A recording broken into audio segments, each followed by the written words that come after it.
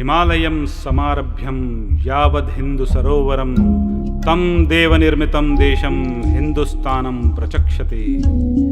विश्व में अनेक देश हैं जिनकी अपनी अपनी विशेषताएं हैं, लेकिन विराट हिमालय से लेकर लहराते समुद्र तक गंगा, जमुना, नर्मदा और कावेरी जैसे सदा नीरा नदियाँ, लहराते सदाबहार वन, मीलों तक फैला रेगिस्तान, विविध खनिजों, फल फूलों और औषधियों से लदी हर रंग बिरंगे पशु पक्षियों की प्रजातियों से परिपूर्ण धरती और इन सब के साथ अलग अलग रूप रंग के मानव और उनकी रंग बिरंगी वेशभूषा, भाषा और समृद्ध संस्कृति, ये सब सिद्ध करती है कि प्रकृति ने भारत को सबसे अलग बनाया है और बहुत प्यार से सजाया है। जितना प्रेम प्रकृति ने भारत पर लुटाया, भारत के निवासियों ने अपने ज्ञान, श्रम, विज्ञान और लगन से इस धरती को भौतिक रूप से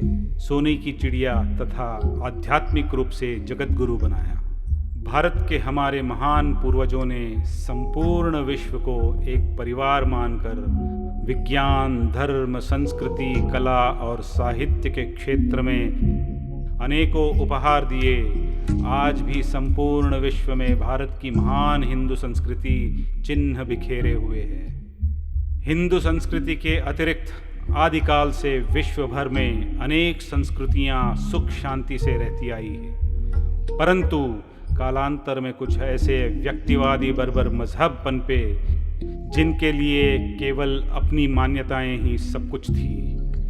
इन बर्बर और कुटिल मजहबों ने अपनी तलवार और सेवा के पाखंड के दम पर दमन का ऐसा कुचक्र चलाया जिसमें दुनिया भर की संस्कृतियां लगातार नष्ट होती गई।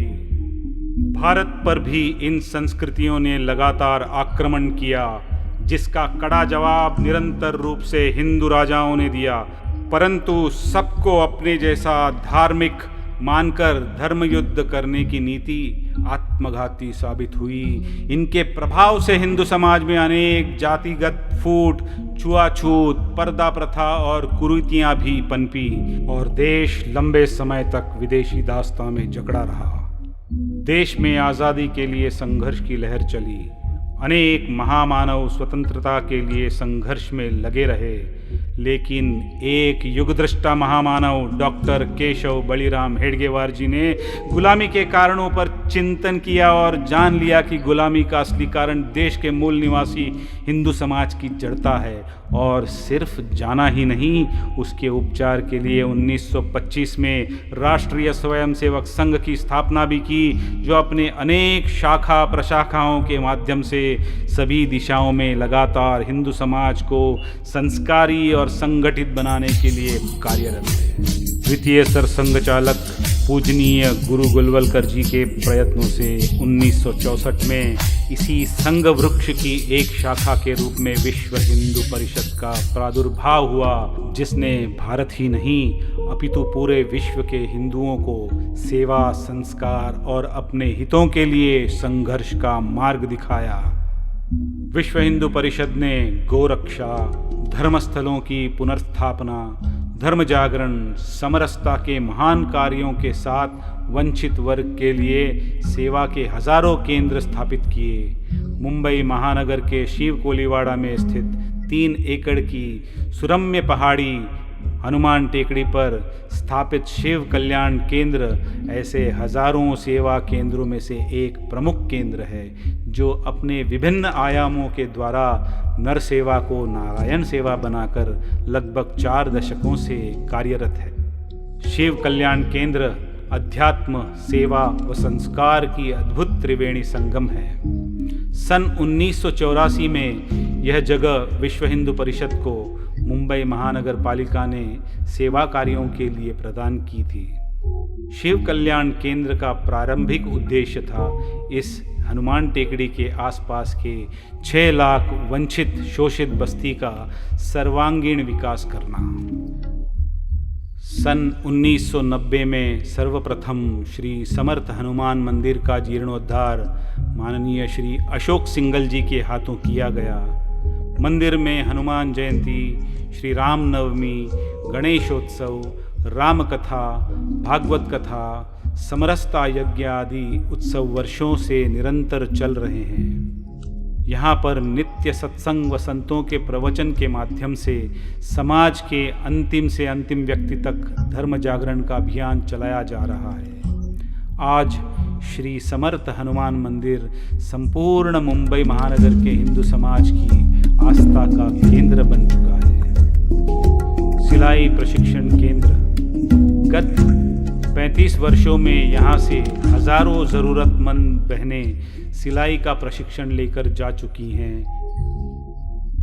आज वो बहनें स्वयं तो आत्मनिर्भर बनी ही हैं, साथ ही औरों को भी आत्मनिर्भर बनाने का कार्य कर रही हैं।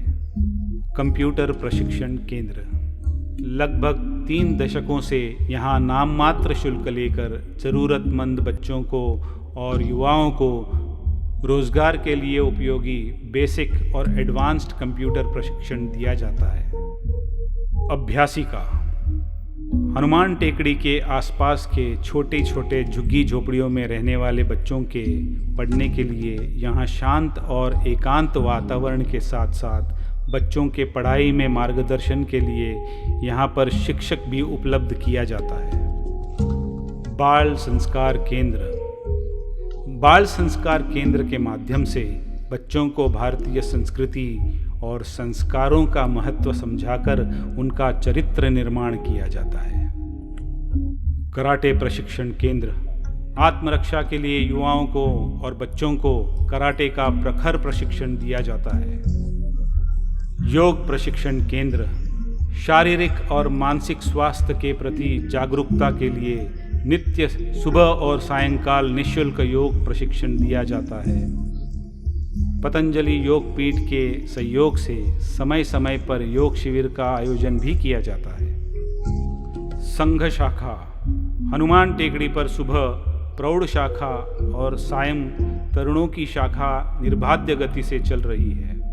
इन दोनों शाखाओं के माध्यम से देश के कोने कोने से आए हुए रुग्णों और उनके परिवारजनों को संघ के बारे में बताया जाता है और अपने घर लौटकर संघ सेवा कार्य में जुटने के लिए प्रेरित किया जाता है। सेवा के इन्हीं आयामों में से एक प्रमुख आयाम कैंसर पीड़ितों एवं उनके परिजनों के लिए संचालित श्री अशोक सिंघल रुग्ण सेवा सदन, श्री राम जन्मभूमि आंदोलन के महानायक श्रद्धेय अशोक जी सिंघल की पावन स्मृतियों को समर्पित यह केंद्र राम भक्त हनुमान जी की छत्र छाया में निरंतर विकास की ओर अग्रसर है। हमारी सेवाएं कैंसर पीड़ितों को भोजन व आवास उपलब्ध कराने तक सीमित नहीं। यहाँ प्रतिदिन सुबह शाम रोज़ योग क्लास चलते हैं। सुबह पुरुषों के लिए और सायंकाल महिलाओं के लिए योग होता है। प्रतिदिन सायंकाल सत्र में सामूहिक प्रार्थना करवाई जाती है। इनका मनोबल बढ़ाने के लिए समय समय पर ऑन्कोलॉजिस्ट, योगाचार्य, साधु संतों के अलावा एक मनोचिकित्सक की टीम भी अपनी सेवा प्रदान कर रही है। मनोचिकित्सक टीम के वॉलेंटियर्स सप्ताह में एक दिन हमारे रुग्ण भाई बहनों के साथ बैठकर उनका परामर्श करते हैं और उनका मनोबल बढ़ाने का कार्य करते हैं। कैंसर पीड़ितों और उनके परिजनों को रहने के लिए इंडिविजुअल रूम्स के साथ साथ डॉर्मेट्री फैसिलिटी भी अवेलेबल है। श्री अशोक सिंघल रुग्ण सेवा सदन में इनको रहने खाने पीने की व्यवस्था के साथ साथ इनको टाटा हॉस्पिटल आने जाने के लिए एम्बुलेंस की सेवा भी उपलब्ध है। आज यहाँ पर लगभग 77 पेशेंट्स रहने के लिए और हर एक पेशेंट के साथ 2 परिजन उनके साथ रहने के लिए ऐसे कुल 240 लोगों को यहाँ पर रहने की व्यवस्था हम आज इस संस्था के माध्यम से कर रहे हैं। यहाँ पर एक विशाल पुस्तकों का संग्रहालय है जहाँ वेद, पुराण, योग, संघ साहित्य का अद्वितीय संग्रह है। प्रतिदिन हिंदी, अंग्रेजी व अन्य भाषाओं के अखबार आते रहते हैं जहां बिना किसी रोक टोक के सभी लोग इसका लाभ ले रहे हैं। यहाँ पर सप्ताह में एक दिन हमारी महिला कार्यकर्ता सभी रुग्णों के लिए खेल का आयोजन करते हैं और कुछ पुरस्कार भी वितरण करते हैं, जिससे इन सभी लोगों में नकारात्मकता का त्याग कर इनमें स्वस्थ प्रतिस्पर्धा का संचार होता है। रुग्ण सेवा सदन में रहने वाले कुछ भाई बहन एज ए वॉलंटियर यहाँ पर अपनी सेवाएं निरंतर देते हैं और इन्हीं की मदद से हम पूरे प्रकल्प का रखरखाव बहुत ही सुचारू ढंग से कर पाते हैं। हमें ये बताते हुए अत्यंत आनंद हो रहा है कि टाटा हॉस्पिटल के कुछ डॉक्टरों के सर्वे के अनुसार श्री अशोक सिंघल रुग्ण सेवा सदन में स्वास्थ्य का लाभ ले रहे रुग्णों का बहुत तेज़ी से उनके स्वास्थ्य में सुधार हो रहा है। पूज्य अशोक जी सिंघल का सपना था कि ये हनुमान टेकड़ी महानगर की सेवा व आस्था का केंद्र बने। इस संकल्प को पूरा करने के लिए हमारी टीम अहर्निश कार्यरत है। हमें बताते हुए हर्ष हो रहा है कि समाज का हर तबका हमारे साथ कंधे से कंधा मिलाकर कार्य कर रहा है। शिव कल्याण केंद्र का सपना कब राष्ट्र कल्याण केंद्र में परिवर्तित हो गया हमें पता ही नहीं चला।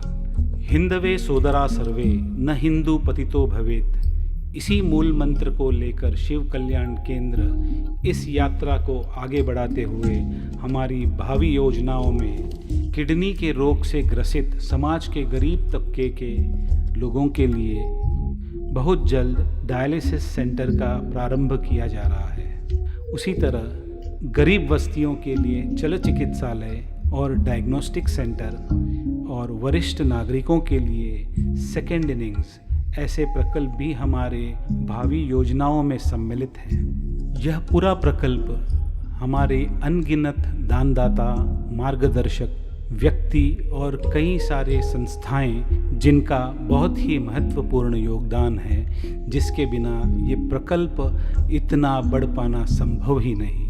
हम इस सब चीज़ के लिए आप सबका बहुत बहुत धन्यवाद करते हैं और आशा करते हैं कि भविष्य में भी आप सबका साथ हमको इसी प्रकार मिलता रहेगा। जय श्री राम।